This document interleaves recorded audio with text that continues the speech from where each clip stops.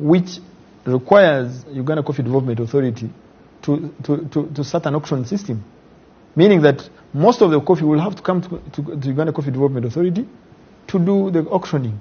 That's why they had to put it and say, before you sell to others, make a consideration of the 60,000 tons that we are going to invest in Namangwe.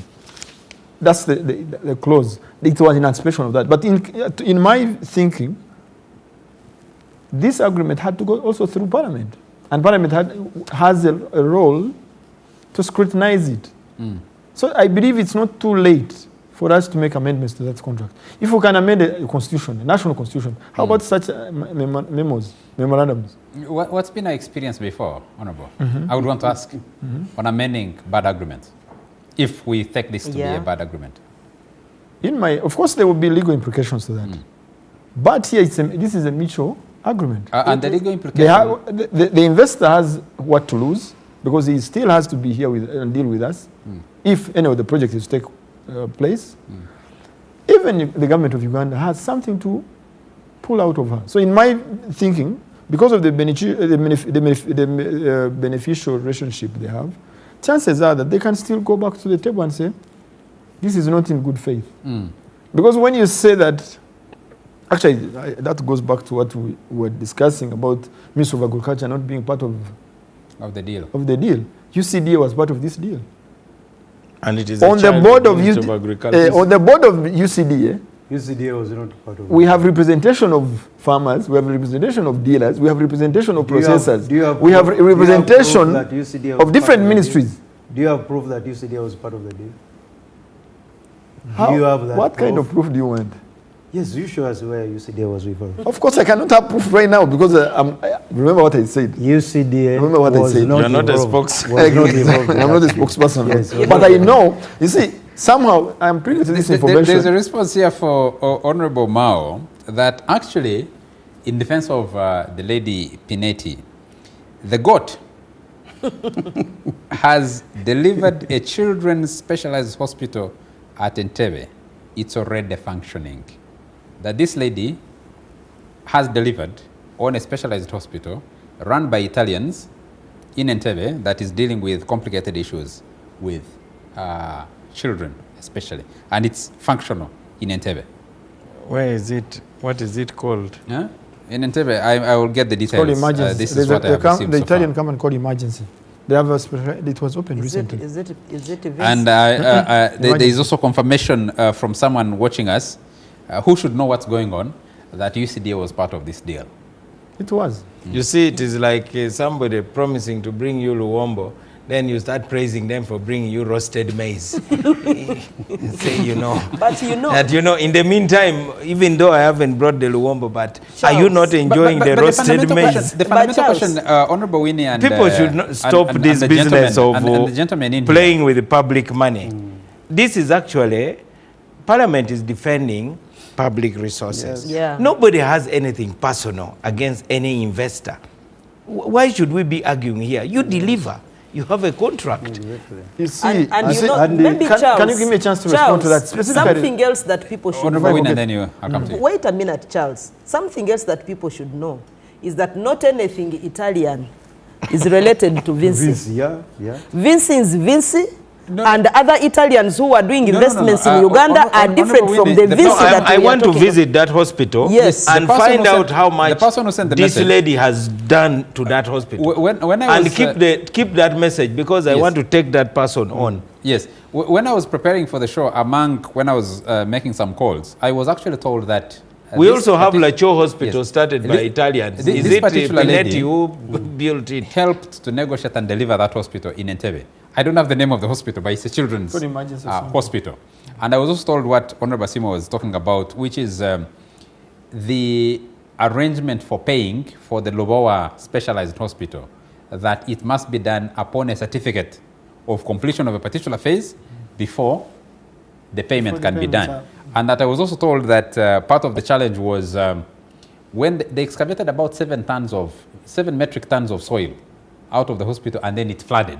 And then COVID came in, I think about 50 workers, 54 workers. Construction companies were cleared. Yes. Construction companies were cleared and sites were cleared. The only mention that was made was that construction companies should provide accommodation at site. Yes. For the workers. And when they provide the accommodation at site for the workers for the lower project, apparently 54 workers contracted COVID-19 and the camp had to be closed for about 3 months. That's part of the reason. Up to now, they are still closed. Up to now. Yes, and then there were issues with Rocco, the initial contractor, and then Chinese came in, and so many other things have been happening. But let me ask this question across the board. You wanted to respond to something? Yes. He mentioned something to do with us defending public resources. You see, while we are trying to do our job, our oversight role, we are now faced with two issues. We are faced with the issue of social media, that some of government agencies or government technocrats, they are actually trading their businesses on the social media. And the social team picks it from there and even distorts the entire... But they're led by the Minister of Agriculture. Okay, I'm not saying that. This is just a very recent one. But we've seen so many people. Honorable Simwe, what is the distortion? We're reading the agreement. I don't think... what I was trying to say from the agreement. What I was trying to say in this, while we are trying to do our oversight role, for example now, we're talking about Ruboa. But between me and you, we've made a lot of misinformation, actually negative comments as leaders. So many of our team members, they have made so many negative statements, even with untrue? Based on no, they're not based on facts. Untrue and researched information. Like which? To the point that even the contractor, even if he had, let's say if she was dealing with banks, for example, banks would not even give her anything to finish these projects. But meaning that at the end of the, wait a minute, Madam Chiza, let me first put you give an information to you. Okay, inform. That, you know, even the contractor himself or the owner of the project created suspicion. When the Committee of Health wanted to do its oversight. That was the other year. And visited the site. That was the other year. They were chased. This parliament, the minister, one of the ministers from the Ministry of Health, visited the site, was chased. The Committee of Parliament of Budget, which provided the money, wanted to visit the site, was rejected. What else would you think? Unfortunately, the place was like a witch doctor's shrine, which is out of bounds. Just unfortunately, a coffee discussion has been turned into the hospital discussion. But one fact is I this. got the name. I got the name for the hospital. It's called Children's Surgical Hospital in Entebbe. Okay. Yeah. Built by Pinetti. Yes, I have shared the photo with you on your WhatsApp. Should be available there. So what I was looking at is that what I wanted to say. Honorable Simwe should make a speech appreciating that hospital in Parliament.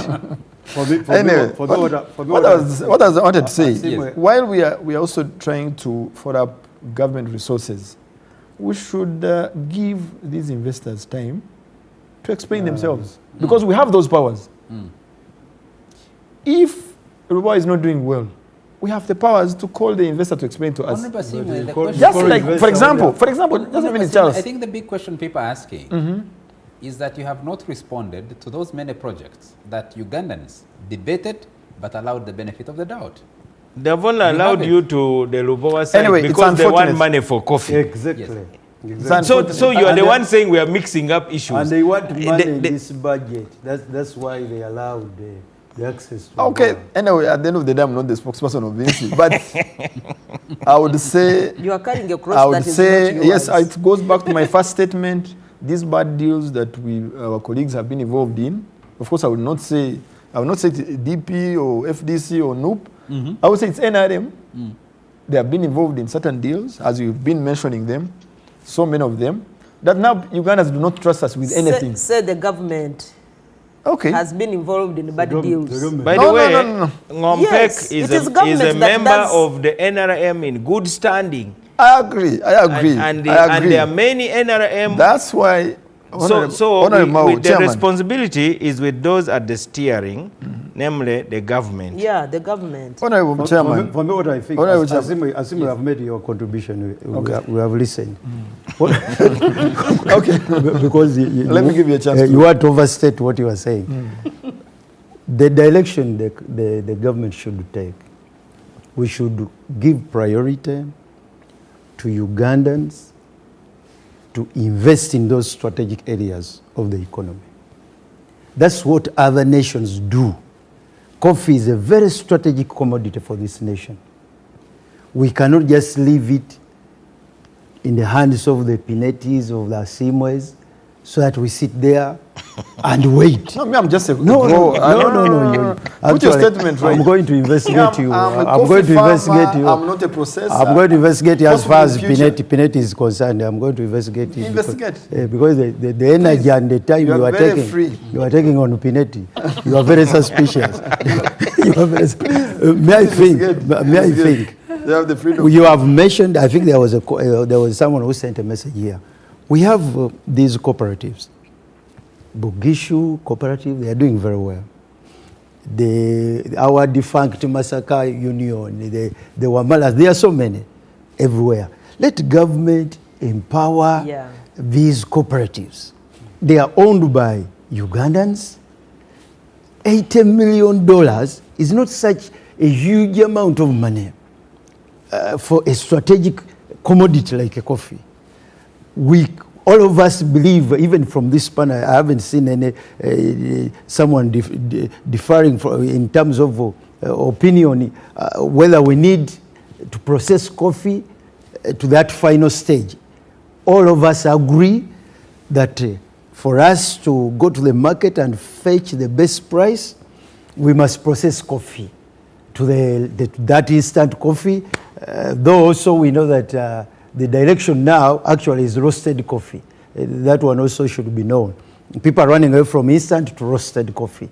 That's the global trend. But the investors here, the local people, they should be helped. I don't see, we are now already spending 13 billion on this investor. She's not going to pay any tax, zero tax for the next 10 years. Why don't we give priority to the people of Uganda? I heard someone mentioning someone in Ntungama. People are trying everywhere. And we have got this experience with these investors. It's not only that Pineti woman, there are so many of them. We have not benefited. I heard you mention Umeme. We have been suffering with that contract forever. Last year, I think it is a parliament that was thinking that we should cancel. And I was told that we are going to pay 600 million if we cancel at that stage. And people have suffered, and now Pineti is coming in. If we leave that agreement of Pineti, and she goes waiving that agreement in the international market, she will be given advantage over other Ugandans, and at the end of the day, she will impact on the pricing of coffee in this country. That one, I had people, they talk about that it is only 60 thousand tons. But it is 60,000 tons of the best coffee.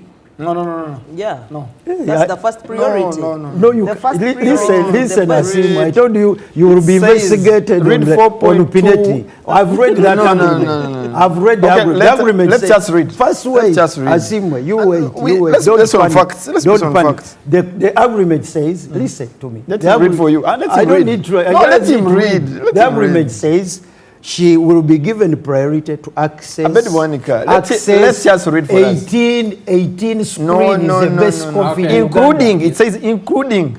You can read. I can read 4.21. Yes. One, yes. I think this is one of the most controversial clause in this agreement. But let him first read that. Government of Uganda undertakes that it will take all reasonable measures to give priority of supply of coffee to the company before registering any contract or acknowledging any arrangement for the export of coffee beans, including screen 18 and above. Coffee beans, including so that the company will have ample supply of coffee to sustain it. You see, genuinely, you can check this. I'm just going to inform him.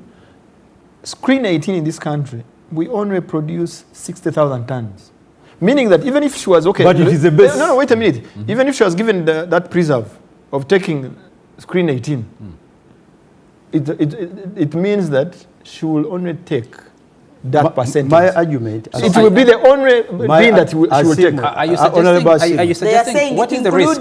Screen 18... What is the risk? Is it the best coffee? Is it the best coffee? What is the risk that government will fail to deliver on its commitments to this agreement and be forced to pay? First of all, just a minute. What is the risk that government, by tying itself to these, making these commitments, will fail to implement its part and therefore have to pay? You see, at the start of this conversation, I also mentioned that some of these clauses, they are actually bad in the sense that they cannot even be implemented. That's by the way. Wait a minute, Winnie. Some clauses are not implementable. But you appreciate, Honorable, that from the day this agreement was displayed to Ugandans by our Minister of Finance and the company, it took effect. So that I agree. A contract in effect. That I agree.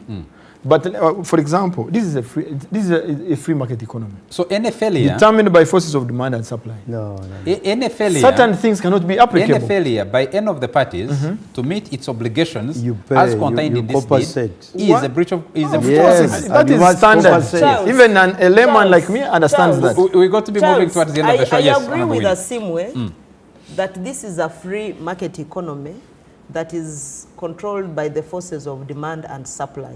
Some clauses are not applicable. Yes, they cannot be agree with implemented. Him. But remember, the person who is supposed to ensure that equity is provided in this case is the one who has signed. Yes, the one who has signed. And if this person has signed, and they are saying we are giving, as a country, we shall ensure, we shall make every effort to ensure that you get, and they are saying UCDA, which is supposed to register companies, should not license anyone or register anyone until Vinci is satisfied. We may but never you know what? For example, we may never know at what time Vinci will get satisfied. But look, we don't have coffee owned by government. Yes. Supposing the farmers decide that we are not growing coffee anymore. And we are not giving and we are not giving anyway. There will be nobody to market coffee until Vinci is satisfied. If we say we are but not supposing they decide not to grow coffee our time is running out. Charles, I have also some information. Yes. You noticed I was looking for something on my phone. I always like to be fair. I understand the vigor with which Pinetti has been projected as the person who delivers on account of that children's surgical hospital in Entebbe. I've since found that that hospital was founded by another person called Gino Strada, who runs an organization called Emergency, founded in Milano in 1999. And I've even seen an article written by the Observer. I have looked with a microscope for the name of Pinetti. So how did it enter the front line? Unless we are trying to perfume something which stinks. Cosmetic relationship. Well, the person who sent the message is watching. The person who sent the message is watching, and will pick up these details. Let me take a message from Solomon Webalarali, who says, the mainstream media has reported that the chief government technocrat charged with scrutinizing government contracts, the Solicitor General, was not involved in this agreement. Can the Honourable MPs address that issue? Why? Though the Attorney General has said he looked at the agreement and he was okay with it. But I saw in the media... The Attorney General just did now post-mortem. Yes. Yes. We are talking about those who handle the patient. Exactly. Our time is running out. We need to end this discussion. So can we have the last In fact, we should excuse the Attorney General. I just want to say that despite all the good intentions of this project, which we support, now Parliament has got to represent the people of Uganda As to do that due diligence. After all, we don't have any other country, by the way. Some of these investors hop from Latin America to Asia, but for us, where will we go? We are packed here in this country of ours. So my view is, go back to the Parliament and open up the committee so that some of us also come in. The committee starts its work on Monday. I think we told the committee on bring the peasants, the coffee farmers, the 1 acre farmers. If not, people are going to pour tipper loads of coffee and block that Rwakitura road. Yeah, I will not, because you have seen Canadian truck drivers blocking the road for the Prime Minister. You have seen it in Britain. I wouldn't be surprised if three tippers of coffee go and block that road and say, here is your coffee, take it to your investor. Honorable I would like to really say that the deal was done in bad faith. It's not good for the Ugandan farmer. It's not good for the Ugandan investor in coffee. And my prayer would be that they really should have consulted widely before this agreement was signed, and possibly a few investors in coffee, the cooperative unions that are basically handling coffee, a few investors who are in the coffee sector should have been approached, should have been involved from the word go before the agreement was signed. Otherwise, we keep hoping that it was meant for a few to increase the disparities in economic growth, which is now targeting a few Ugandans, which is not inclusive of the others. That growth will be with a few minority at the expense of the majority of the Ugandans. So I would wish to really call upon the leadership of this country that look at the plight of the suffering Ugandans. Coffee has been a crop for Uganda, the biggest cash crop that Uganda has, and to me, who grew up as a child knowing that coffee is the only crop that can educate children, that coffee is the only crop that would be used for those who wanted to marry, that coffee would be the only crop that would bring money into the home. I really think in total we use it for friendship, still friendship. Yes, even in Kasese we do the same. So I really call upon government, stop doing bad deals on behalf of Ugandans. They kill the taxpayers. Reconsider this agreement and do it for once for the people of Uganda. I think Frederick T. Musimenta agrees with you and says we need more stringent laws to guard against briefcase or quasi-investors. That investor is by no stretch of imagination an investor. She should refund the deposit with interest and be sued for impersonation. Thank you, Charles, and the listeners. My conclusion would be that we should always look at the greater good of every project this government wants to do. But as technocrats and, of course, politicians, let's every one of us do their part and do it effectively with a lot of patriotism to the end. Because at times, the disparity in our views creates a gap, or I don't know the right word to use, for these other quick investors to walk scot-free with our money. So in my view, we should stop this mob justice. Jumping on everything that we've not even critically looked at, but we do mob justice, and we even bias the good intentions we would have gotten from other supporters of the projects. So in my view, for example, what I wanted to inform you, I also got some message here. Already the government is doing another feasibility study for a project of similar nature, and supervised by UCDA.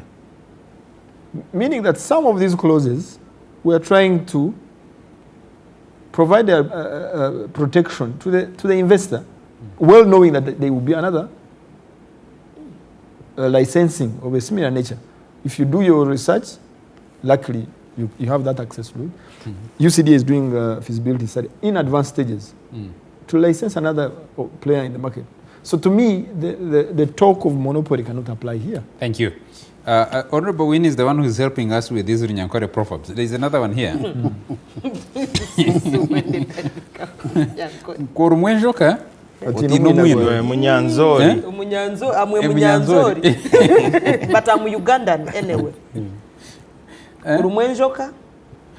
Once bitten, twice That is shy. once bitten, twice shy. Korumwenjoka otinomwina. And akati kakutera omurisho Huweza. Katweza. Asimwe you It's the same. It's the same. You can translate. Okay. That's from Once bitten, twice Laban. shy. May I just Dr. want to Monica. re-emphasize, coffee belongs to the farmers. Nobody should commit us without our involvement. The coffee is not for government. Whatever you signed, you have no good called coffee. Honorable Kashaija, you have no coffee. Coffee belongs to the farmers. Any commitment, you must be involved. And secondly, government should change their policy direction in terms of investment. Look inward. The people who are going to help this economy move forward, they are not necessarily in the Arab world. Support your own people. That's what Dubai, where you are running Abu Dhabi, they didn't just go everywhere. They supported, look at their investment in the Arab world. Support our people, support the cooperatives here. We will get what we want. I want to encourage the farmers who are listening and who are watching us. Continue to plant coffee.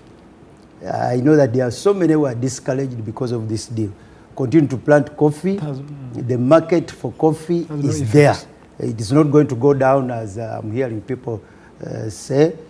Be encouraged, plant more coffee. We will get the market. The market is there. Yeah, the market it's actually is there. getting bigger and bigger. Yes. We only need to streamline. Actually, we need to encourage them to streamline their operations, standardize their operation as per the Act. Get registered with UCDA. Let's utilize UCDA staff. They have removed. I'm afraid our time is out. We need to get out of here. Because Thank you very much. UCDA is helping us to standardize our But product. they have very removed much. their money for UCDA. That for we're going to fight, me registration. and you. We need to go and fight for Thank our you very government. much. Empower UCDA to empower the Instead of common empowering the traders. UCDA, they Instead have of removed Thank their you, money. thank you very much, panelists. We need to get out of here. Thank you for raising actually that point. Yes. UCDA asked for a budget. They The have budget has been cut it 60%. 60%. Yes, and yes. It's supposed to be delivering 20 million bags of Bags coffee by 2025. by 2025. We are delivering actually about 9.2 million today. Bags that are coming out, Yeah, and more are supposed to come out. We have also had a On that note, Our time I'm on the is same up. page with him. We have also I'm on had the a same page with reduction him. in our export Yes. because of our signing out of the International Coffee Organization. Thank So you very much, need also the to Honorable understand Norbert that. Mao. Thank you very much, the Honorable Winnie Kiza. Thank you very much, the Honorable Asimwe Enos. And thank you very much, the Honorable Dr. Abed Bonica. Thank you very much to you all our viewers for joining us tonight and always.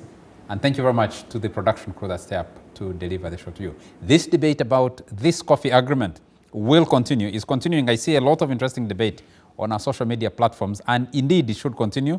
You need to read every line in this agreement for yourself to appreciate it and keep the debate up. We might actually have an opportunity to review it at another opportunity. From me, it's a good morning.